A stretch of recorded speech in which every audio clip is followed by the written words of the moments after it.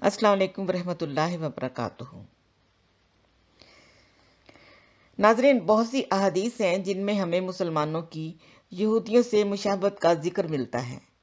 مثلا ایک حدیث میں حضرت صلی اللہ علیہ وسلم نے فرمایا، میری امت پر بھی مصائب و حوادث اسی طرح واقع ہوں گے جیسے بنی اسرائیل پر ہوئے، بالکل ایسے جیسے ایک جوتی دوسری جوتی سے مشابہ ہوتی ہے۔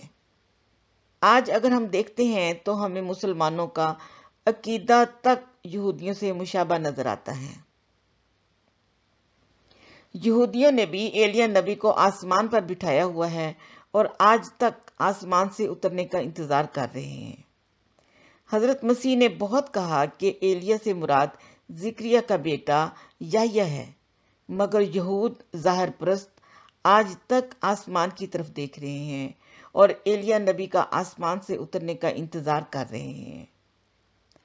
حضرت مرزا غلام احمد قادیانی علیہ السلام نے بھی فرمایا کہ میں ہی وہ عیسیٰ ہوں جس کا تم انتظار کر رہے ہو، مگر مسلمان تو یہودیوں کے مشابہ آسمان سے اترنے کا انتظار کر رہے ہیں۔ آج کے مسلمانوں کے سامنے تو یہودیوں کی مثال موجود تھی، مگر وہ دیکھ کر بھی نہ سیکھے۔ جس گڑھے میں یہودی گرے اسی میں آج مسلمان گرے۔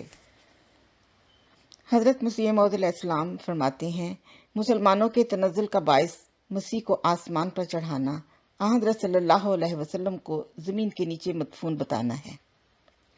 خدا تعالیٰ نے یہ دیکھ کر کہ مسلمان خود مسیح کو آسمان پر چڑھا رہے ہیں، عیسائیوں کو چڑھایا، اور اس وجہ سے کہ محمد صلی اللہ علیہ وسلم کو انہوں نے زیر زمین بتایا، ان کو نیچا دکھایا۔ محمد رسول اللہ صلی اللہ علیہ وسلم مسیح سے افضل ہیں اور ہر شان میں افضل ہیں۔ بہرحال آپ تو اونچے ہی ہیں، مگر مسلمانوں نے آپ کو نیچا کیا، جس کا نتیجہ یہ ہوا کہ خود نیچے ہو گئے اور عیسائی ان سے اونچے ہو گئے۔